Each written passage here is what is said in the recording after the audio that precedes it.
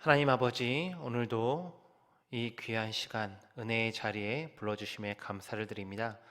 말씀과 기도로 하루를 시작할 때에 우리의 세속적인 가치관들이 무너지고 온전히 하나님 나라의 가치를 따라 걷는 우리의 인생길이 되게 하여 주시옵소서.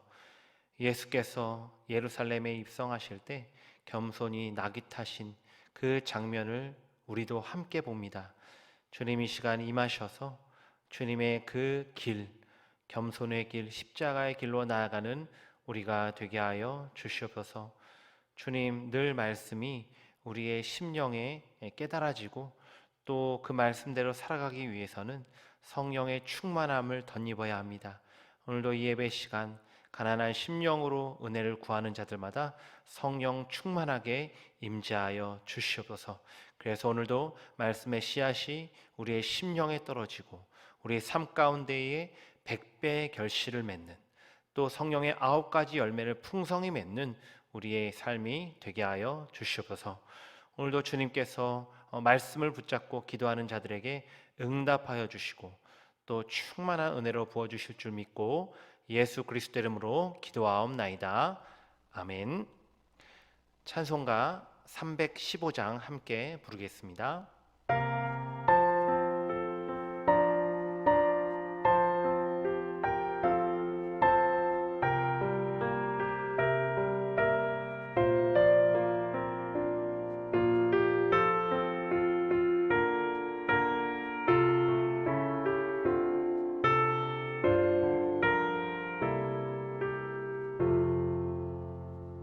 내 주 되신 주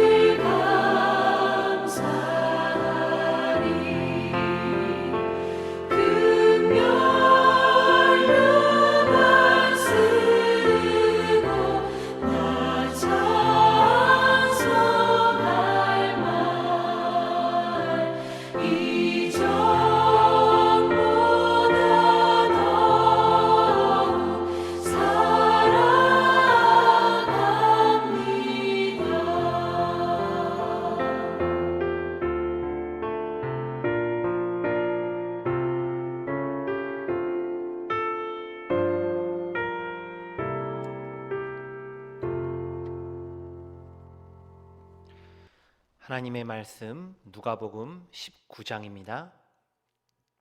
누가복음 19장 28절부터 40절까지만 보겠습니다.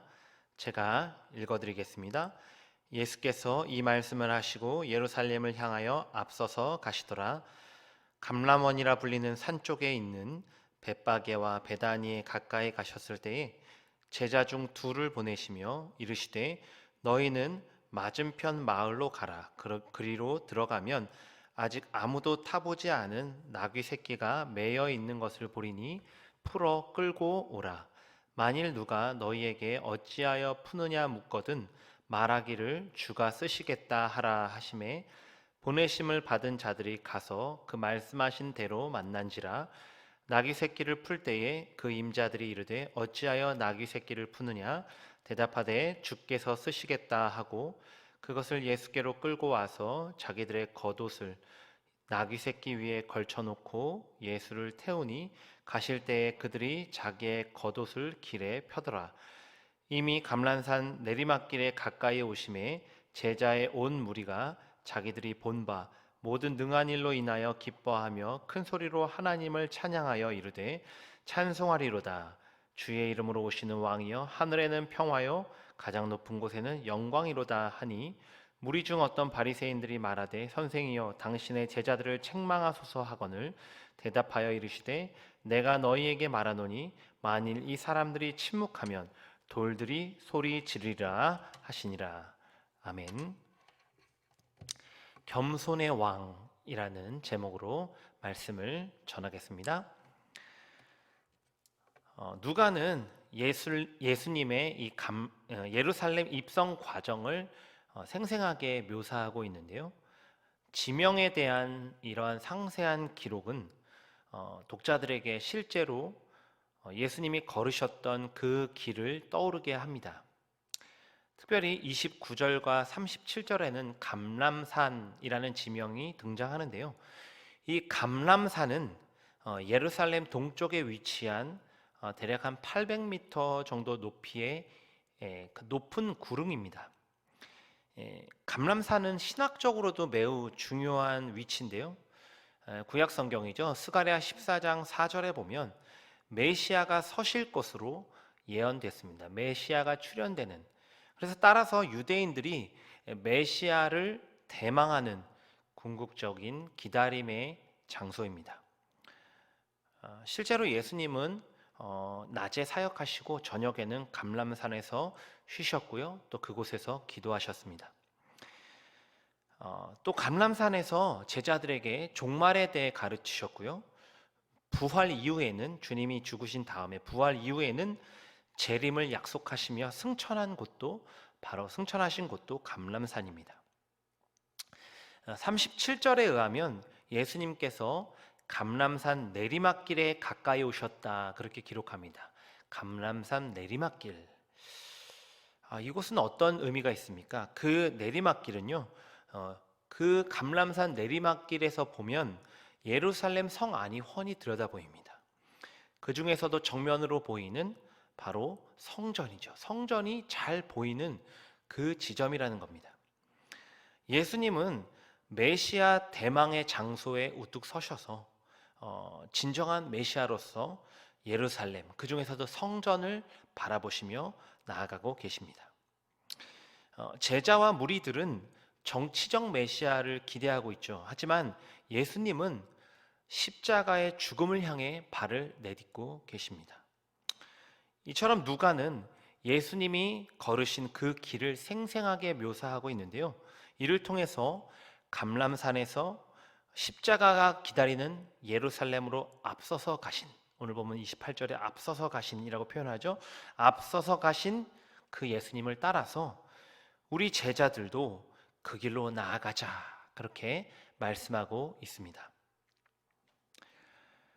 또 벳바게와 베다니에 가까이 가셨을 때에 그렇게 또 지명이 등장하는데요. 그곳에서 예수님은 제자 둘을 보내시며 다음과 같이 말씀하시죠. 너희는 맞은편 마을로 가라. 그리로 들어가면 아직 아무도 타보지 않은 나귀 새끼가 매여 있는 것을 보리니 풀어 끌고 오라. 벳박에는 어느 지역인지 정확하게 알려지지는 않았습니다. 하지만 베다니는 예수님이 자주 유하셨던 지역인데요. 특별히 요한복음에 보면 예루살렘 입성 직전에 죽은 나사로를 살리신 지역, 그곳이 베다니죠. 또 마리아가 예수님 머리에 향유를 부은 사건, 그것도 베다니입니다. 예수님은 나귀를 타고 예루살렘에 입성하시고자 하죠. 오늘 본문에 보면 제자들을 보내십니다. 그런데 이 나귀를 타는 것이 어떤 의미냐? 창세기 49장에 보면 야곱이 유다를 향해 예언하는 장면이 나오는데요. 그 예언에 의하면 유다의 통치자가 교통수단으로 나귀를 타고 등장할 것이다, 이런 내용이 예언됩니다. 또한 열왕기상 1장에 보면 솔로몬도 왕으로 세움받기 위해서 나귀를 타고 예루살렘 성에 입성합니다. 이처럼 나귀를 타고 예루살렘에 입성하는 것은 예수님이 유다의 왕으로 또 통치자로 오셨음을 드러내는 행동이었습니다. 그런데 여기까지는 유대인들도 다 알고 있는 이해입니다. 그런데 예수님은 그냥 나귀가 아니라 오늘 본문에 보면 나귀 새끼를 풀어오라고 명령하시죠. 나귀 새끼. 특별히 아무도 타보지 않은 나귀 새끼, 그렇게 명령하십니다. 이는 매우 중요한 예수님의 의도가 깔려 있는 건데요. 당시의 로마의 황제나 장군들은 전쟁에 승리한 후에 항상 가장 크고 멋진 종말을 타고 입성했습니다. 왜냐하면 그것이 자신의 권위와 또 공적을 드러내는 방식이었기 때문이죠. 하지만 예수님은 지금 나귀 새끼를 타고 입성하십니다. 이거는 단순한 겸손 정도가 아니라 참 왕이신, 특별히 하나님 나라의 왕이신 예수님의 통치 방식을 말씀하신 겁니다. 이 땅의 나라는 무력과 압제의 나라죠. 그러나 하나님의 나라는 평화와 겸손의 나라입니다. 그래서 예수님은 아무도 타보지 않은 작은 나귀 새끼를 타셨죠. 이는 이 땅에 어떤 왕도 가지 않은 하나님 나라의 왕, 곧 평화의 왕, 겸손의 왕의 길을 상징하고 있습니다. 오늘 우리도 감람산에 서신 그 예수님을 바라봐야 합니다. 참 메시아로 오신 예수님, 그곳에서 기도하고 쉬신 예수님, 재림을 약속하고 승천하신 예수님, 주님은 그곳에서 예루살렘을 바라보시며 십자가의 길로 앞장서서 가셨습니다. 오늘 우리도 성령 안에서 감람산에 주님과 함께 서길 바랍니다.